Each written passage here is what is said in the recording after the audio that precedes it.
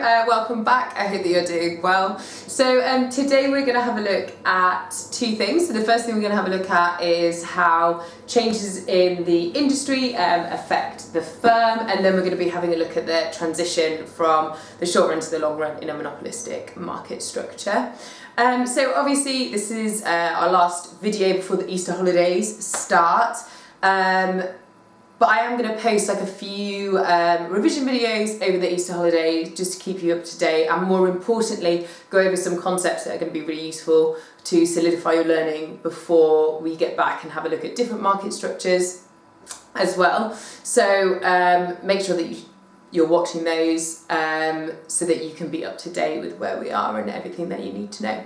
So the first thing that I want to have a look at today is looking at the impact of the industry to the firm. Now, we know that the demand curve for the firm may look and act differently to the demand curve for the industry. We saw that in perfect competition, how the industry's demand curve was downward sloping, but for the firm, the demand curve was actually completely perfectly elastic. So for our industry, like I said, here we're just going to have a downward sloping demand curve, not particularly elastic or inelastic here, well, relatively elastic, but not super elastic. And then obviously we have the supply curve, and we have our quantity equilibrium and our price at equilibrium here. So when things happen here, doesn't necessarily mean that that's the same reaction or the same kind of outcome for the firm. So in a monopolistic market, we know that the firm has a downward sloping demand curve as well. All goods apart from giffen goods have a downward sloping demand curve. But we know that it's far more elastic. We had a look at that in the last video.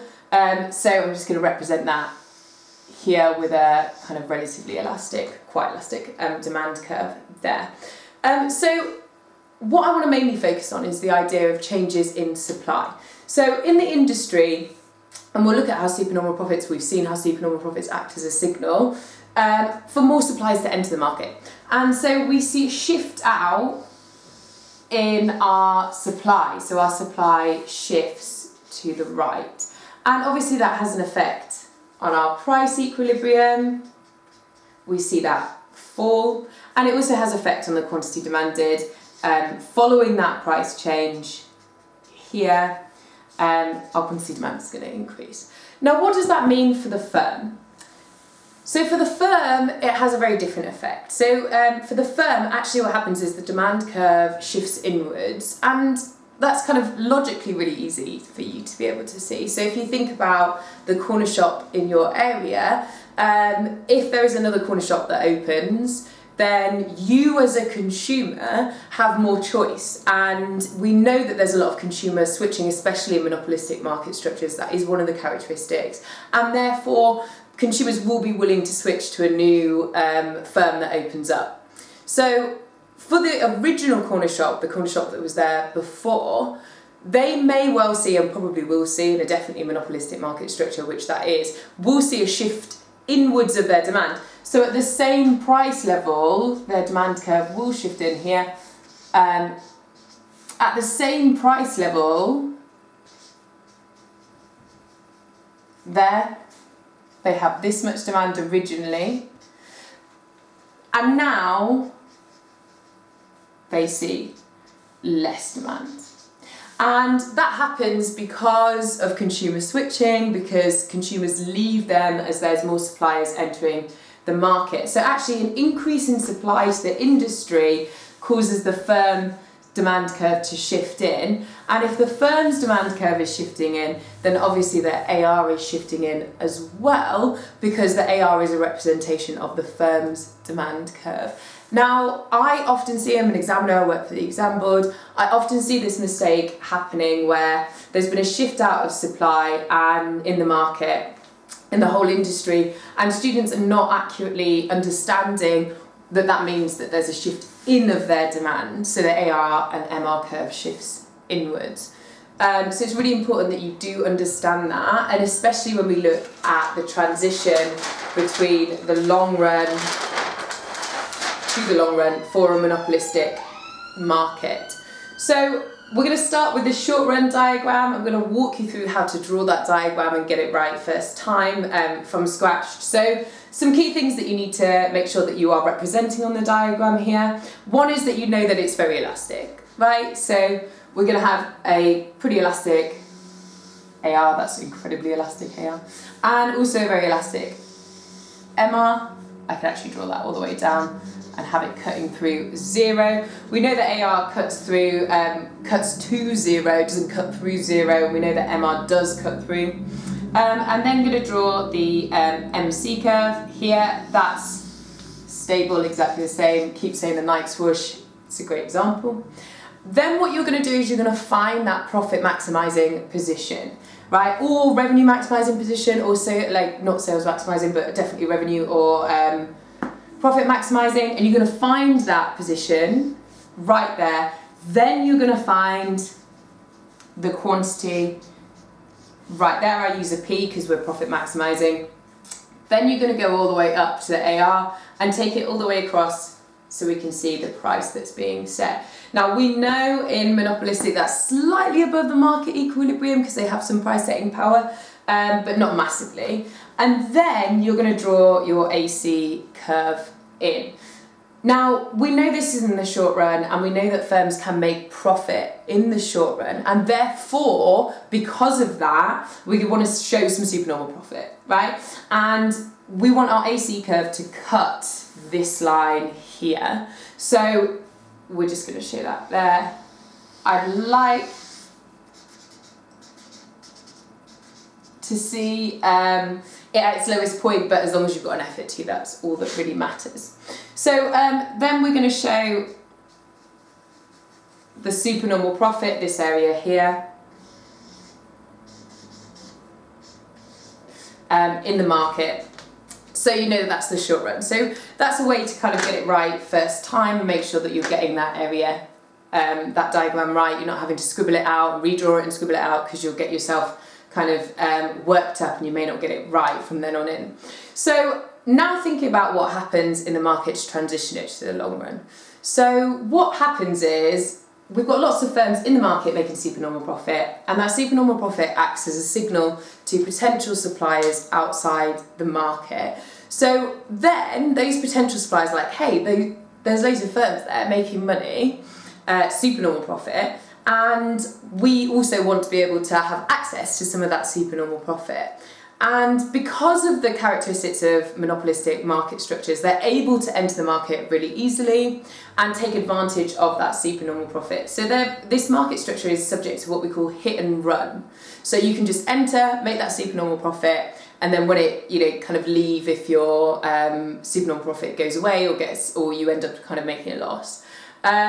So because of that, supply in the market shifts out, right? So there's more suppliers entering the market, supply shifts out, it's what we just looked at. For the firm, that means their demand curve shifts in. If a demand curve for the firm shifts in, that means their AR shifts in as well. Now in this case, it's going to shift in all the way to the point where they're making normal profit.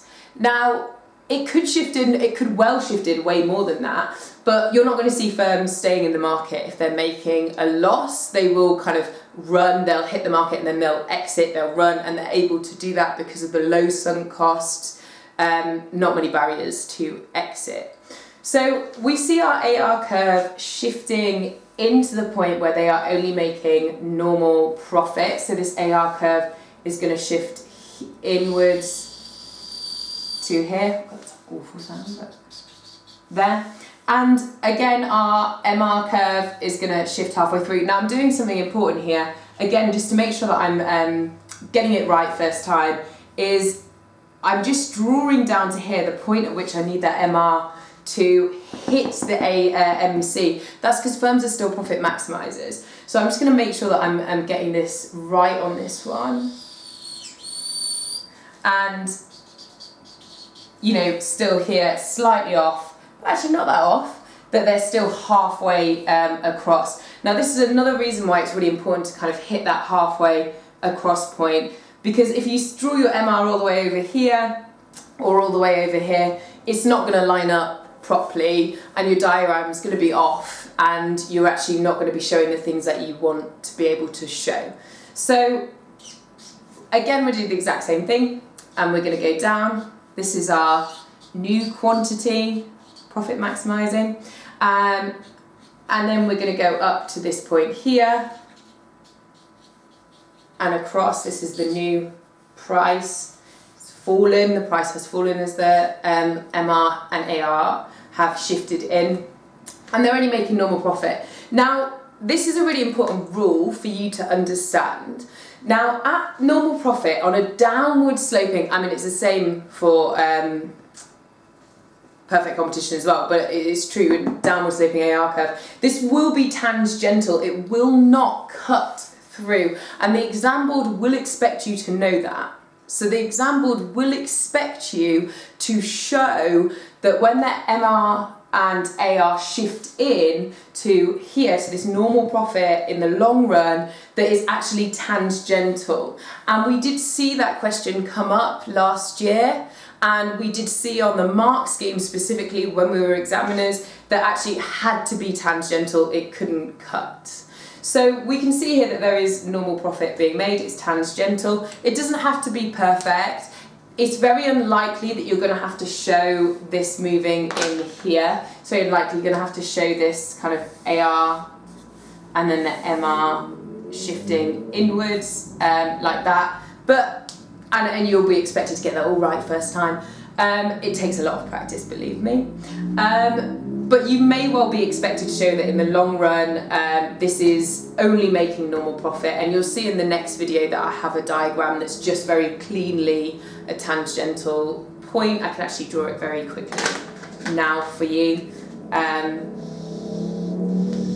Here, so quantity, it's pretty rough, but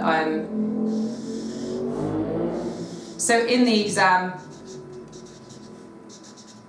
again, this is happening there. We've got this cutting through and this just hitting. MC. This is another reason why drawing it in this order is actually really useful for you guys, because you can get this right first time as well. We go down, this is our quantity profit. We can go up here. And because I've drawn it in this order, I know that it has to be tangential and just hit this point here. I know that, so I can get it right first time. I'm not having to scribble out that diagram. So I know that needs to be tangential. I know that that's going to cut at its lowest point. So actually what you're going to be expected to provide in the exam, if you want to show this, is you may not have to provide the entire thing. That's actually quite unlikely. But you have previously been asked for this one here. This is the long run kind of equilibrium, so to speak, whereas this diagram here is showing the transition. So I hope that you were able to learn that. I hope that you enjoyed that. I hope that you fully understood it. And like I said, over the Easter holidays, I'll put some extra videos up, just going over that kind of revision stuff, and we can make sure that we're still learning and that we're not wasting that time. I hope you've enjoyed your learning. Thank you very much.